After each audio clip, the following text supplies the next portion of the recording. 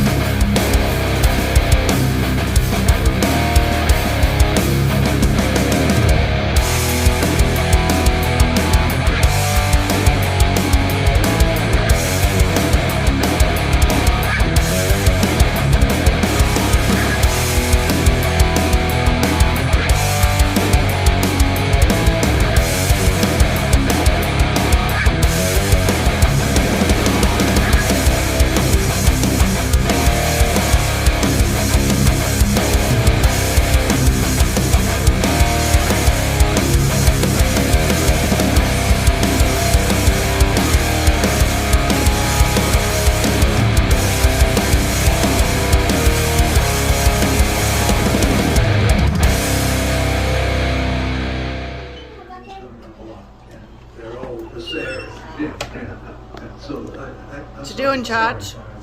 Huh? What you doing? Do they work? Ah, they're great. Pause Rogan for a second. Taking photos of the chassis. Check it out. I got the whole frame stripped off. That's pretty good, huh? Yep. I'll tell you what I'm doing here in a second. Just let me get a good photo. Alright. Now it seems strange, but taking photos of the chassis, and I'm going to measure from points like from here to here, and write it all out and measure it, and that way when I cut these frame horns off, I know where, I got a good reference point to put my tubing to, so we can mount the bumper, the radiator if I go with the radiator on the front end, but also with the K-frame too. So I'll get this cleaned up a little bit, and then I'll show you guys how I did the measurements and stuff. Well, let me get back to Rogan and I'll get to work, and then you guys will see what I did. All right, I'll go ahead and go over some ideas here. So what I did for measuring, right at the end of the control arm here, there's a hole on both sides that are within 1/8 inch of each other. So I made a measurement from here to the end of the frame rail where my bumper would be, and that was 27.5. Then basically letter B to B is this side, and that's 27.5. I took some X measurements off those holes on the end of the frame rail as well. The width of the frame from the inside to the outside of the body mount, so I would have a square spot from the end of the frame rail to the body mount as well. So it's basically just kind of how I did it. Distance in between here and here as well, so I know that the frame doesn't move around and do this stuff as far as twisting. So that's kind of how I do it. I just get up there, take a picture of the frame, and basically make some measurements, and then I make a few copies of this, so that way I can get a couple dirty in the garage, and I'll have 1 or 2 kicking around inside the house in the filing cabinet in case I ever have to do this on an S10 again. So just reference points of my own. Stay there. Don't give out all the information.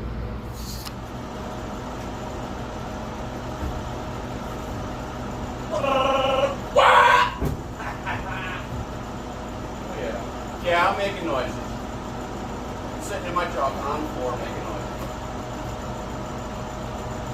Let's give you an introduction to the S10. Hopefully my heater ain't drowning out the audience. Had to wait forever for that heater to shut off.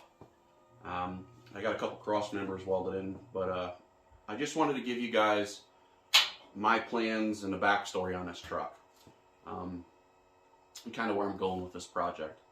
It's an 88, 89, I think, S10 square body. I've owned several.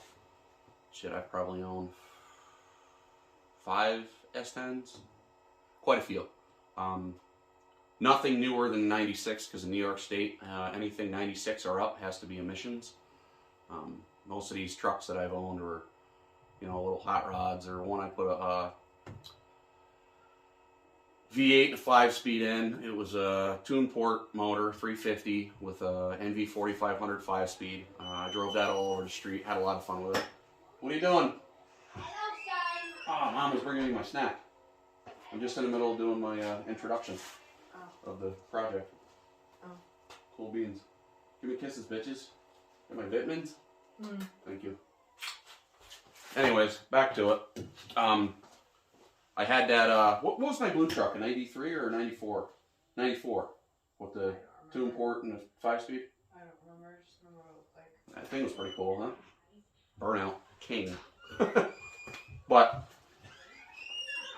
I knew right off the bat when I had that truck I was going to get in a lot of trouble on the street, so I did some trading and got rid of it.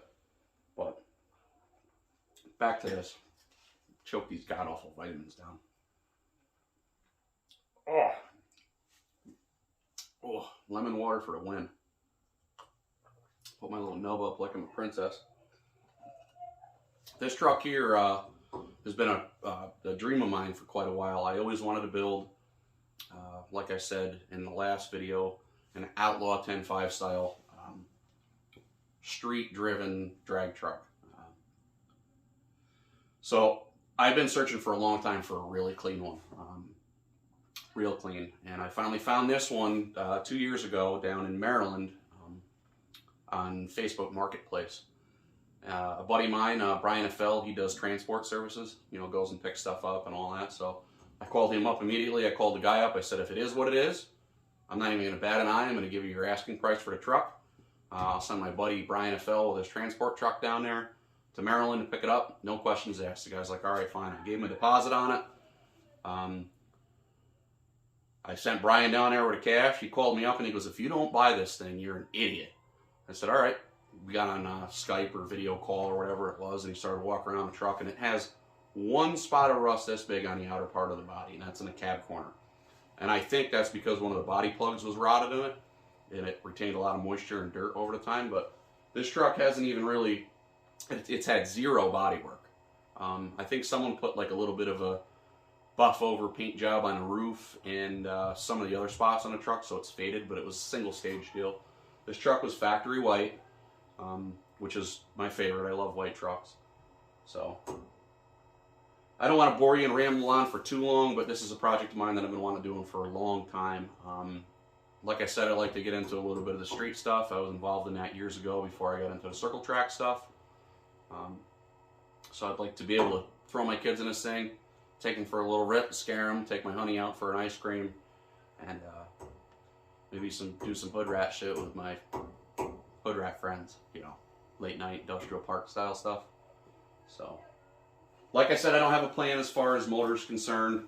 I have a 6-liter LS block that's in good shape, I think, and a set of 317 heads. Maybe there's a possibility of going a single turbo with an LS.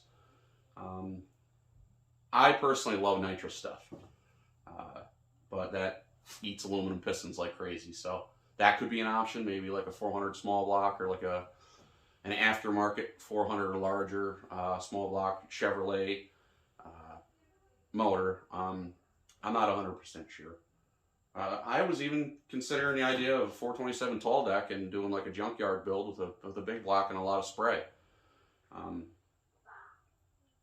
I don't know. I haven't decided. And the reason why you go 427 tall deck is because it's got a lot of deck height, so you can bore it and make up for cubic inches with that deck height because you get a longer stroke in it.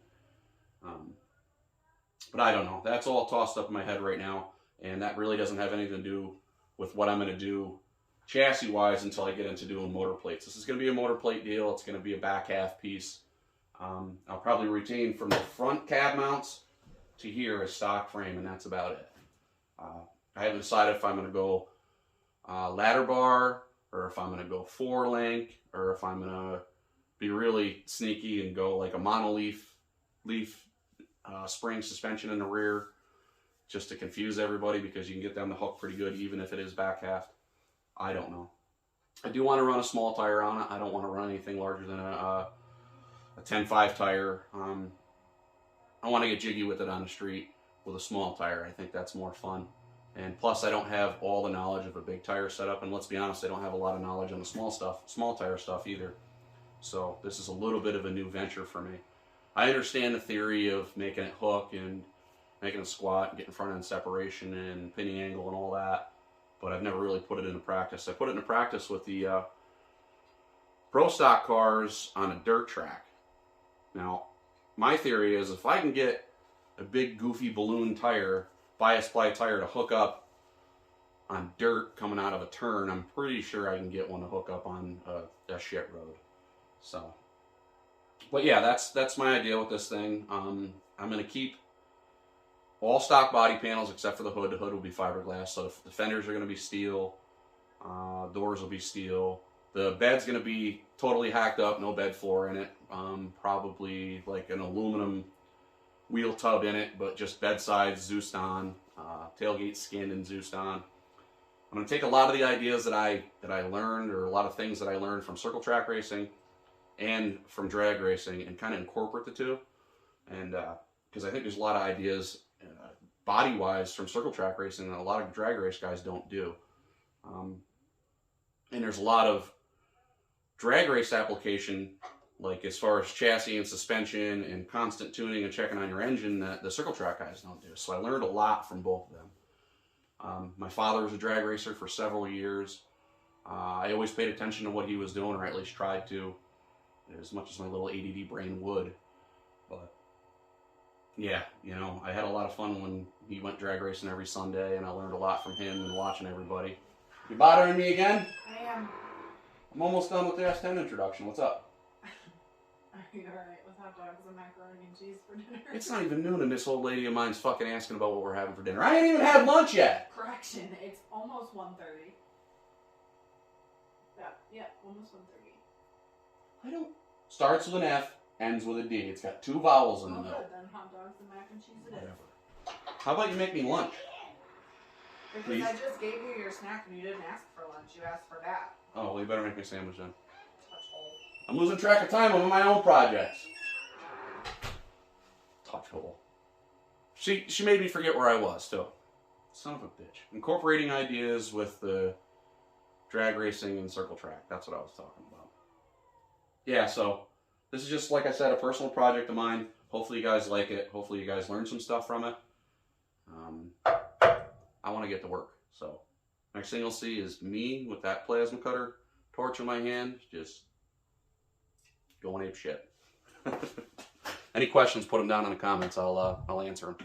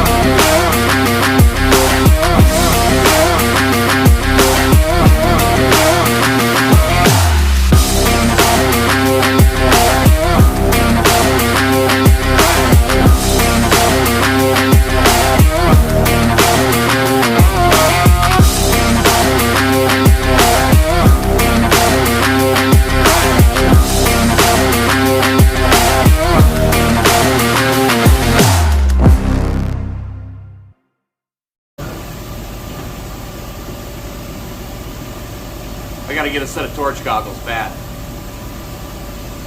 And other than seeing cool colors, it isn't all that bad, right?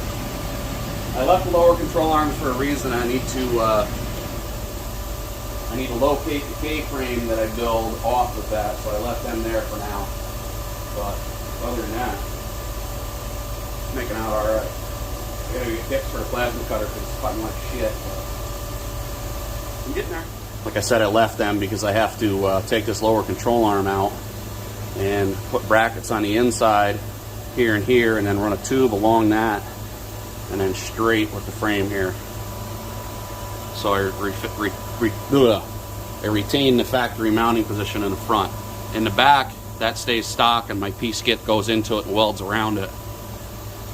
In the front, they're going to be where I want them, but in the stock location.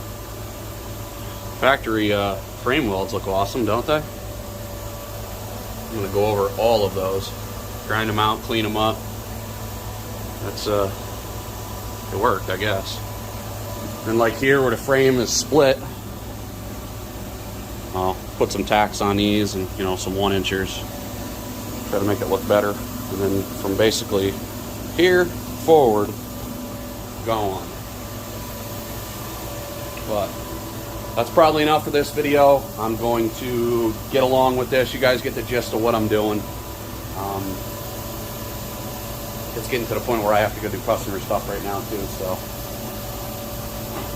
we'll probably pick up on building the tubular K-frame on the next video. Catch you guys later.